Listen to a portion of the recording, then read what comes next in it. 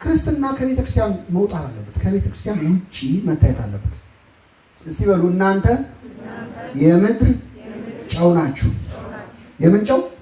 የምድር ጨው። የሚጨመረው ጨው ውስጥ ነው ወይስ ወጥ ውስጥ ነው? ወጥ ውስጥ ነው። ጨው ውስጥ ይጨመራል አይጨመርም? ቤተክርስቲያን ውስጥ አንዳንድ ሰው በጣም መንፈሳዊ ነው፣ ትሁት፣ ሰላምተኛ። እንደው እኔ በተለይ ጠበል ቦታ እንዲ ቅዳሴ ምን የሚታይትና ሀገር ውስጥ እኮ ቢስፋፋ በቃ ሰላም ነው። ምን ነው ትሁት ነው። ሲወጣ አውልቆ ከነጠላው ጋር ያስቀምጠዋል።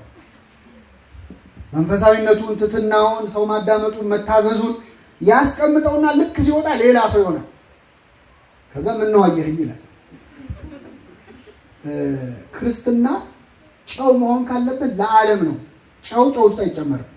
እናንተ የምድር ምንድን ናችሁ? ጨው ናችሁ አለ። ስኳር ናችሁ አለ። ስኳር ናችሁ አለ። ስኳር ናችሁ አለ ማለቱ ምንድነው መሰላችሁ? ስኳር እንድንሆን አይፈልግም። ዝም ብሎ ደግሞ ክርስትና ማለት ዝም ብሎ መገልፈጥ፣ የውሸት የማስመሰል መቅለስለስ፣ ለሁሉ እንደዛ ማለት አይደለም። እናንተ የምድር ስኳር ናችሁ አለ። የምድር ምንድን ናችሁ? ስኳር ጨው ወጥ ውስጥ ቢገባ ጥሩ ነው አይደል?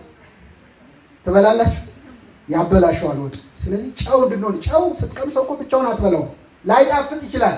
አንዳንድ ጉዳዮቻችን ለዓለም ላይስማሙ ይችላል። ዓለሙን ላንመስል እንችላለን። በልባችሁ መታደስ ተለወጡ እንጂ ይችን ዓለም አትምሰሉ ተብሏል። ፍጹም መመሳሰል አለን ክርስትና። እንደዛ ከሆነ የምድር ስኳር ሆነ ማለት የምድር ጨው ነው መሆን ያለብን።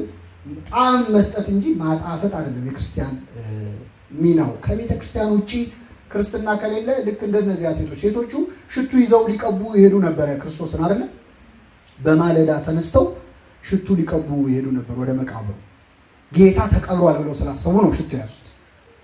ከተነሳ በኋላ ግን ሽቱ ይዘው ወደ መቃብሩ ሄዱ። ለምን? ጌታ ምን ብሎ ተነስቷል። እሁድ ቤተክርስቲያን ልናስቀድስ ስንሄድ ብቻ ከሆነ መንፈሳዊ የምንሆነው ክርስቶስ ገና አልተነሳም ለኛ ማለት ነው። አሁንም ተቀብሯል አንተኛ ጭንቅላት ውስጥ። ሽቱ ይዞ እንደመመላለስ ይሆናል ለማስቀደስ ኪዳን ለማድረስ የምንሄደው። ከቤተ ክርስቲያን ውጪ ይዘነው መውጣት አለበት። ክርስቶስ ይህንን አሳይቶናል። እስቲ ምድር ላይ ወንጌሉን አንብቡት። ጌታ ያረገጠው ቦታ አለ ወይ? ያልተገኘበት ክስተት አለ ወይ? ሰርግ ቤት ተገኝቷል፣ የመጀመሪያው ታምሩ። ለቅሶ ቤትስ ተገኝቷል።